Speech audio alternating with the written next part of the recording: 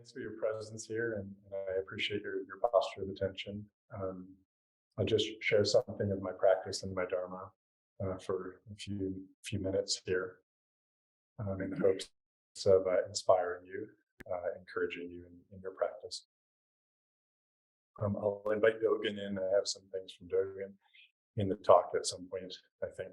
So hopefully you'll also take inspiration and encouragement from his words as well.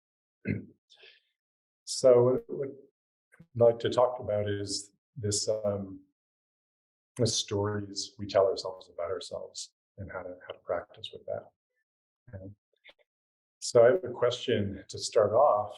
When you experience your life, do you experience everything as changing all the time? Buddhism talks about impermanence. Do you have some kind of contact with how much everything is changing all the time? Yeah, I think most of us have a real sensitivity to that. But what is there that isn't changing? Is there something that doesn't change? What is it?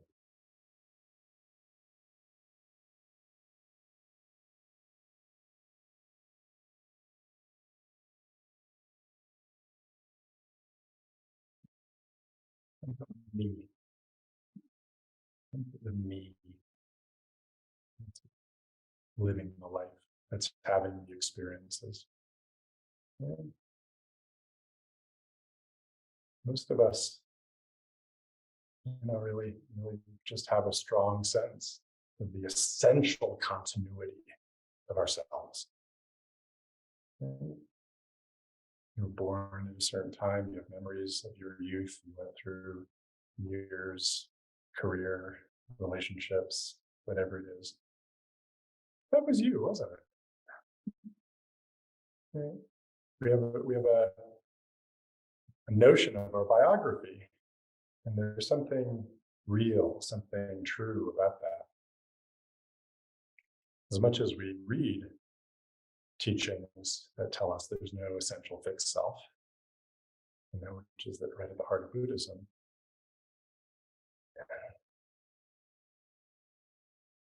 It's an underlying unconscious belief within ourselves that there is the me that's having all these experiences and that is experiencing all of these changes. That's the thing that's fixed. And I think when we really look at ourselves, we see that we hold that to be the case. It's quite a liberating experience to disidentify from the me story. Okay. So I was driving, these 10, 11, 12 hours, and it's especially driving solo is a great chance for practice. So I really actually enjoy it. So I was in the truck by myself for all that time, and then got to practice. And I just noticed something I want to share, kind of how I was seeing myself. So I put on Spotify, and I was playing some music, and I picked like Bruce Springsteen's first album. That was like my pulling out of Bozeman music. Which was I think it probably came out when I was 14 or 13, something like that. And my dad is a huge Bruce Springsteen fan, and he always has been. So I had really good associations with that. And of course, if you know that album, it's like really driving and powerful and hit the road and live life and all of that. So anyway, it was perfect. But then I ended that album, and I decided to let Spotify, do its thing, right? And it decided to sort of play all of these songs from like the mid 70s to the mid 80s, just kind of spinning, which was a very impressionable time of my life, as in my early teens to early 20s. So all these songs come up that in some ways I've heard many times before, right? So a song would come up, and then I would have an immediate kind of feeling, about the song, usually a positive feeling, because these are awesome, great Wailers, Fleetwood Mac. I mean, they're just really good songs. I mean, Simon and Garfunkel, they're just really good songs. Great artists. And I'm just like digging it. And then pretty quickly, like a memory would come up from, the earlier parts of my life where I was connecting, and I was taking on that, taking in, that feeling. So it shifted, right? So like I was not hearing the song for the first time. It might have been for a moment, but now not anymore. I had a whole layer of kind of memory, but it was almost more sense memory at first that was coming in, that became part of this experience now.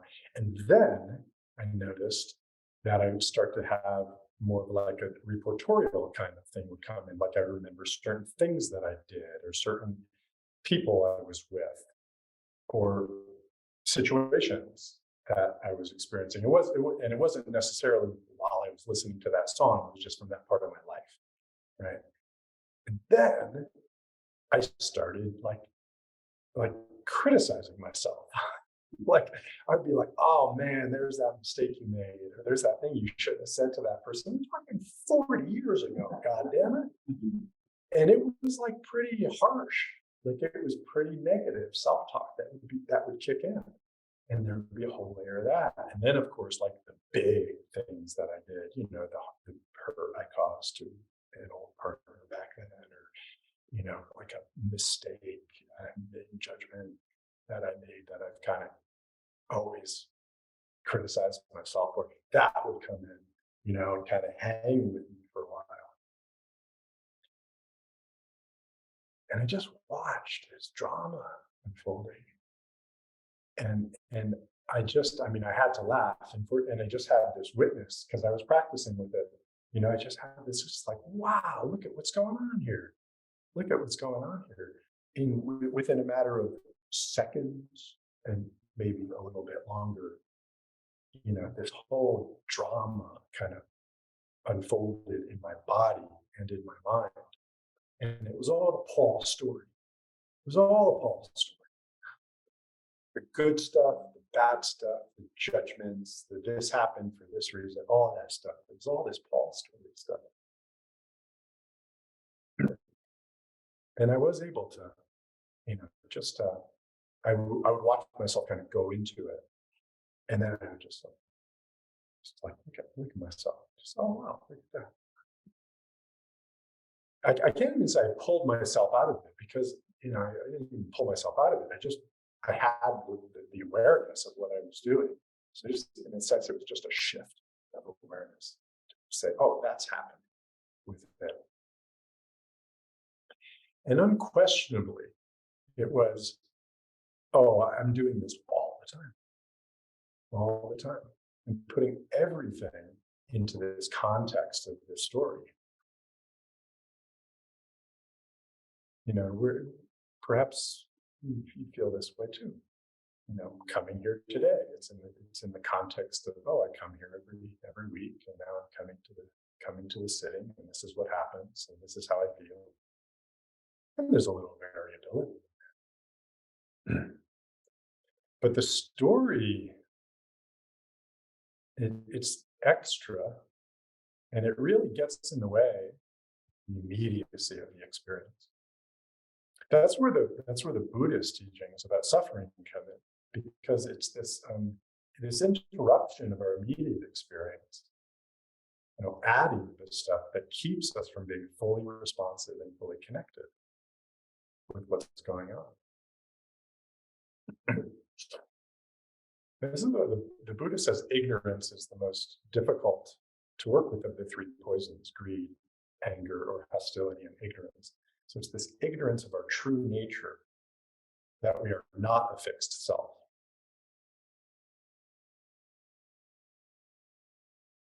Keeps us from being fully present.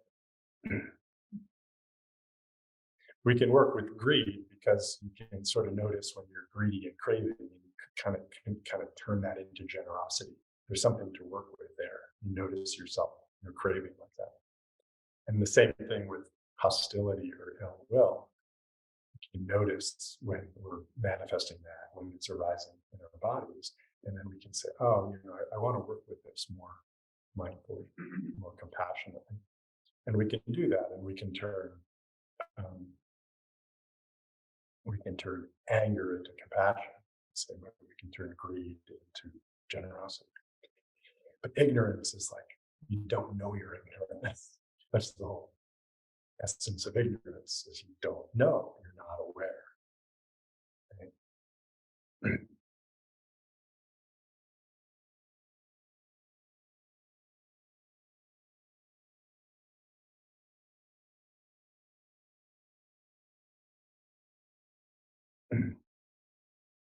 So we really value these spontaneous experiences we have, right? And we can experience this in our practice in Zazen. But when we have a real spontaneous experience, maybe we're playing music, or we're listening to music, or we're having fun, or we're doing athletics. We're just really able to have an immediate experience, which we all have. We all have these. And then the self-consciousness goes away. We're in the flow. We're totally present. We don't have that identifying consciousness. How quickly does that identifying consciousness come in? Right? A few moments later? Maybe it lasts for a while, but then a few hours later or the next day, we can remember back to that, oh my God, I was just in ecstasy at that concert. And something of that experience, just pure immediacy, is still there in the body, but now it's becoming a memory. Now it's becoming a report, recorded in the memory as part of the me story. And now more and more, it's that, and just a little bit, maybe, of the original spontaneous memory, remains.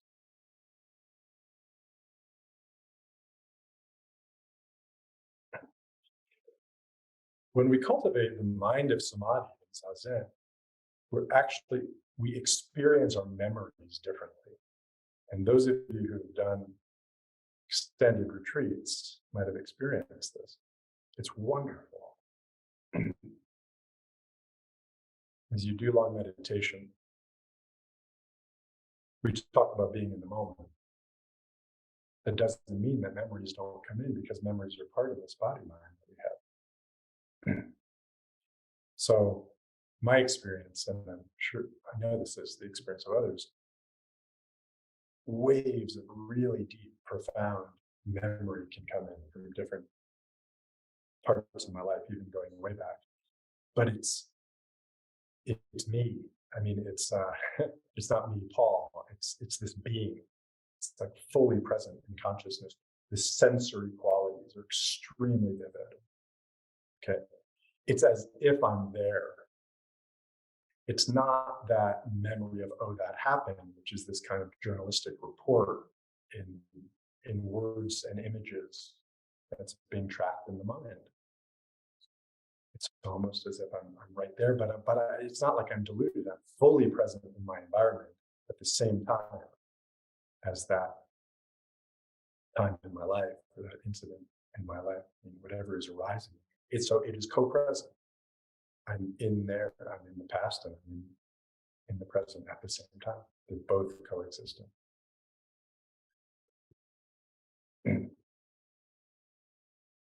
This is reality. Actually, this is the nature of reality, and it's really wonderful to experience your life in this way, not as this linear story, the me story, where that's fixed. When we start to unstick ourselves from the me story and the self-consciousness, we loosen that, we dissolve that, then the experiences just move through us, whether it's a memory or whether it's a sense, whatever it is.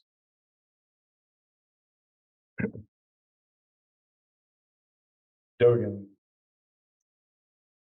speaks about enlightenment and delusion in the Genjo koan. Genjo koan is translated as actualizing the fundamental point.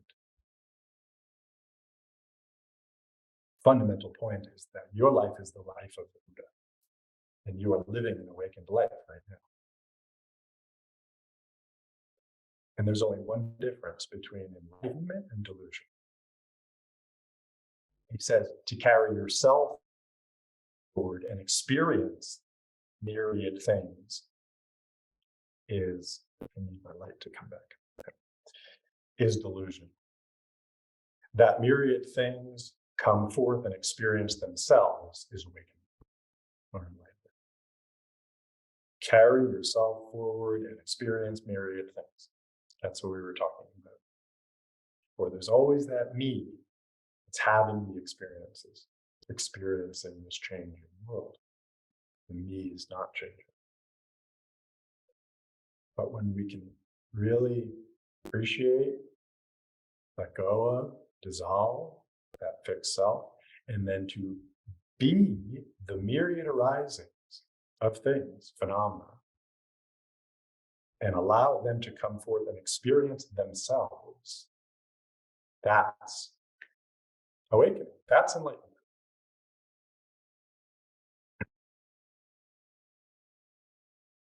He gives this metaphor, just following this part of the Genjo koan. He says,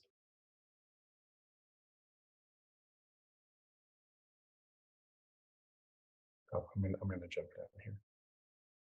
Okay.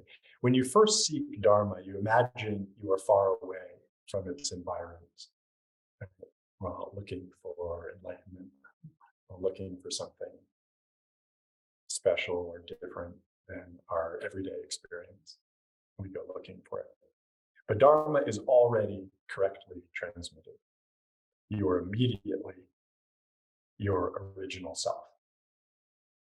All of us right now, original self. So here's his metaphor. When you ride in a boat and watch the shore, you might assume that the shore is moving. But when you keep your eyes closely on the boat, you can see that the boat moves. Okay, we all get that, right? You're in the boat, it's like, oh, yeah, it looks like, now we've all been in a culture, I mean, we get it, right? But yeah, oh, the boat moves. But then you look at the boat, I mean, the shore moves. You look at the boat, it's like, oh, it's the boat that's moving. Okay, this is exactly what happens with the self. Similarly, if you examine myriad things with a confused body and mind, you might suppose that your mind and nature are permanent. When you practice intimately and return to where you are, it will be clear that nothing at all has unchanging self. Okay, so the analogy is, we look out on this changing world, all the changes, and we see those, and we think that those are moving and we are fixed. That's what I was talking about at the beginning. It's always we're fixed and they're changing. But when we really look into ourselves, we see that it's this that is unfixed. Now, what's happening out there? I don't know. You can say fixed, not fixed.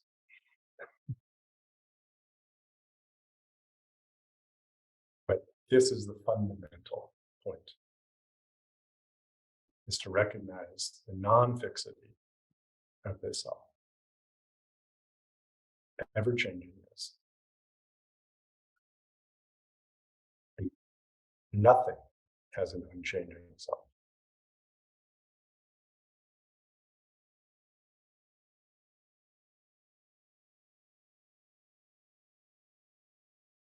This is the piece that Dogen says, to study the Buddha way is to study the self. To study the self is to forget the self. To forget the self is to be actualized by myriad things. When actualized by myriad things, your body and mind, as well as the bodies and minds of others, drop away. No trace of realization remains, and this no trace continues endlessly.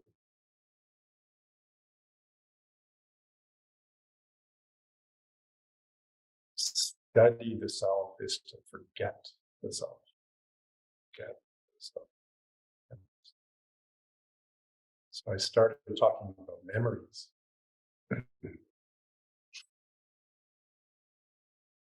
This forget is not to erase memories. It isn't that kind of forgetting. It's to not be attached to or identified with those secondary and tertiary layers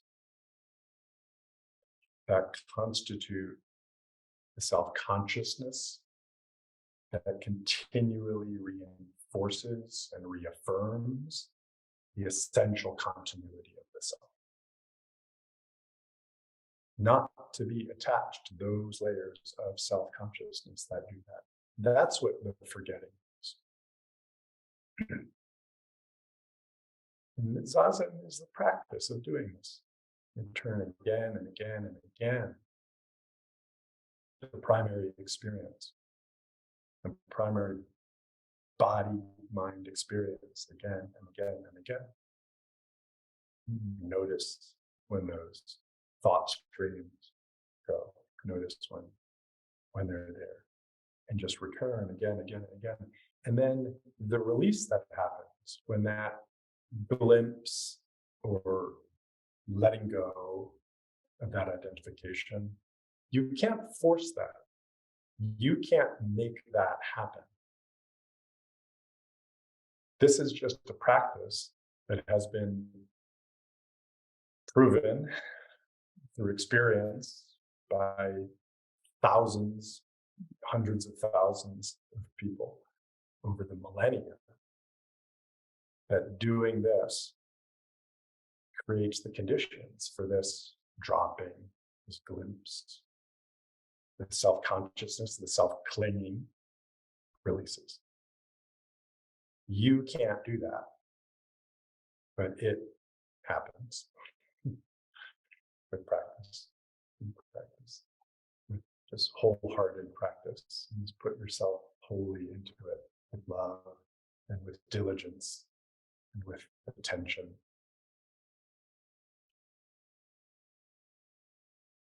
And then more and more, fast and slow, that self-story starts to lose, its charge. It's like, it can be like a soap opera, how melodramatic it can be within. And then it can be Shakespearean and tragic, and it can be Shakespearean and comic. And it can be like really like an insipid sitcom sometimes, right? These stories, I know in my life, I'm like, oh my God, this is so ridiculous. The story that I have going.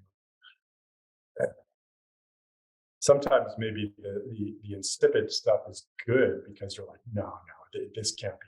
It can't be really. I'm not at the heart of this. When you see yourself as like a complete buffoon.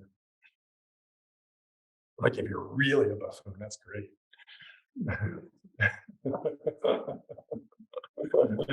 That's excellent. Yeah, because that like keeps you from taking the serious stuff too serious. Okay. But you can't take any of it serious because none of it's you. You're not defined by any of it. All the stories are partial at best. Yeah. Okay, so I hope that's inspiring and encouraging. Just not buy into the self-story. Yeah, take it with a huge grain of salt and just know that the freshness of life is just so much better than any story. Any story, the success stories. Oh, I'm successful and I've got this, I've accomplished this, and I've got everything I wanted, and I'm on a good track. All of those things is worse than no story. No story is the best because that's now. It's the truth. That's the freshness of your life. You don't know what's going to happen. And the fact that you've achieved anything or accomplished anything, it's meaningless, really. It doesn't say anything essential about you, because there's no essential you to say something about.